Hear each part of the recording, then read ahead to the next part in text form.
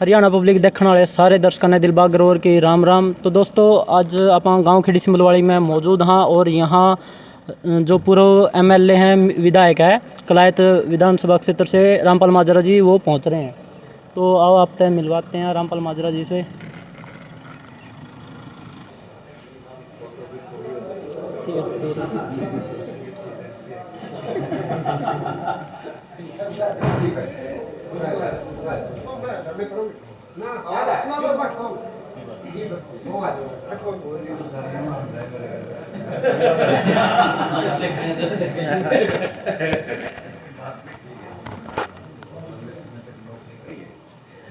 रामपाल माजरा जी राम राम।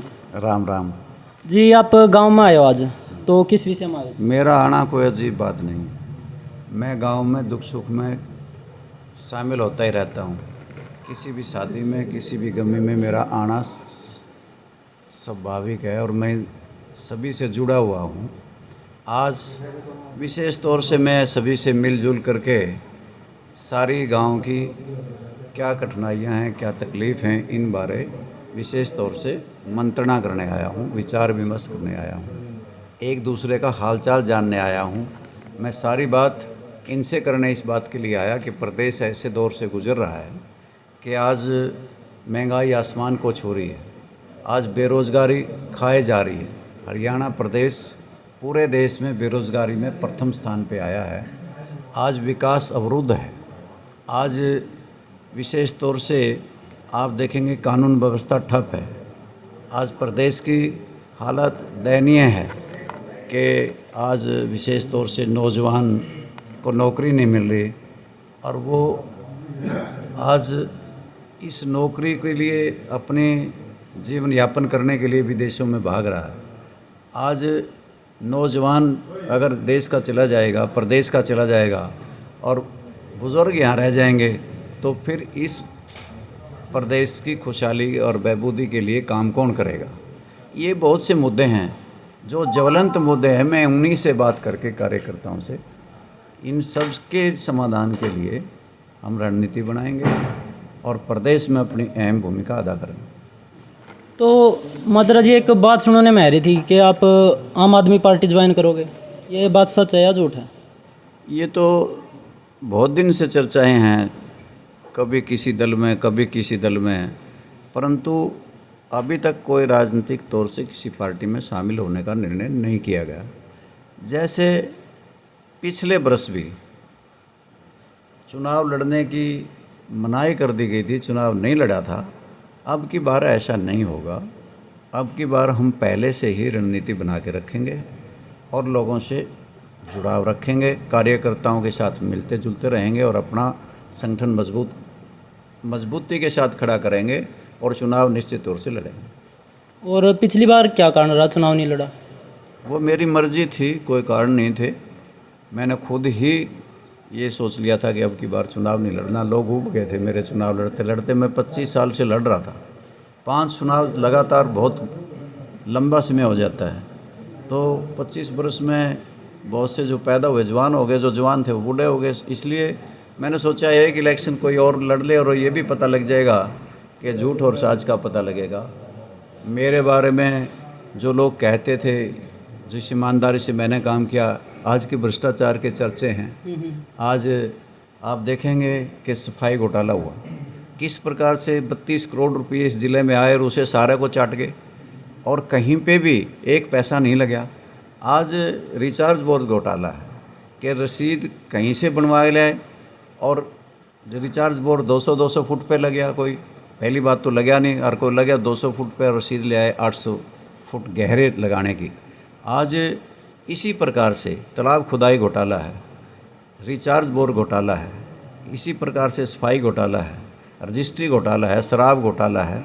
इस प्रदेश में चावल का बहुत बड़ा घोटाला है।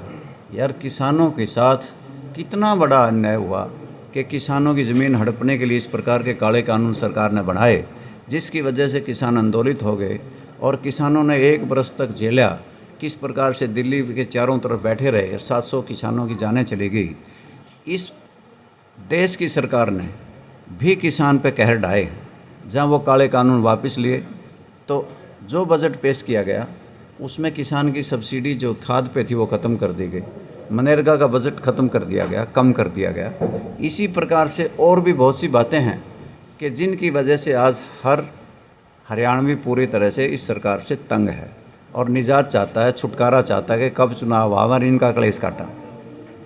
और बेरोजगारी प्रदेश में बहुत ज़्यादा है, तो इसका क्या समाधान हो उसका, आप इसके बारे में क्या? बेरोजगारी तो सरकार को चाहिए कि जितने भी हमारे महकमे हैं सब में एक बार असेसमेंट करके कितने पद खाली हैं सबको भर्ती करनी चाहिए और जितने पद खाली हैं उनको भरना चाहिए और बाकी के जितने बेरोज़गार नौजवान हैं उनको बेरोज़गारी भत्ता देना चाहिए और उनको अपने पैरों पर खड़ा करने के लिए इंडस्ट्रियलाइजेशन की तरफ उनका ध्यान देना चाहिए, वो अपने स्वरोजगार भी करें।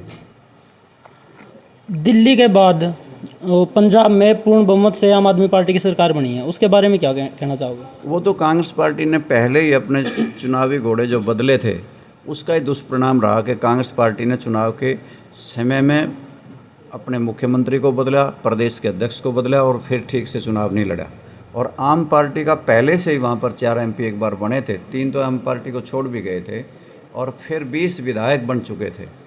तब जाकर के लोग ये चाहते थे कि ना कांग्रेस ना बीजेपी ना अकाली दल, इसलिए नई पार्टी को आजमाया जाए और आम पार्टी को बहुमत मिला।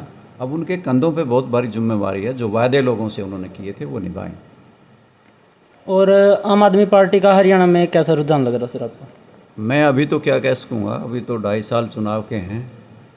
जो सफ़र तय होगा, पंजाब में सरकार अपनी जो घोषणाएं पूरी करेगी उसका स्वाभाविक असर यहाँ भी पड़ेगा और दिल्ली की सरकार जिस प्रकार से परफॉर्म कर रही है, बार बार रिपीट कर रही है, तो उसका भी असर पड़ता है। जैसे पार्टी अछूती नहीं रहेगी, आम पार्टी का भी कुछ ना कुछ यहाँ पे असर पड़ेगा। जैसे आम आदमी पार्टी है उसका एक ही मेन मकसद है, वो शिक्षा, स्वास्थ्य और कुछ मेन मुद्दे उनके उन पे ही राजनीति करती है। ये तो वैसे ही किसी सरकार की सफलता के नॉर्म हैं, पैरामीटर्स हैं। कोई भी सरकार होगी चिकित्सा से, स्वास्थ्य से, सेवाओं से, अच्छी शिक्षा से, स्वच्छता से, कानून व्यवस्था से पहचानी जाती है। अगर वो पैरामीटर्स पूरे करती हैं तो वो सरकार अच्छी है, अगर वो सरकार ये पैरामीटर पूरे नहीं करती तो वो सरकार अच्छी नहीं है। तो धन्यवाद सर, इतना टाइम देने के लिए बहुत बहुत धन्यवाद।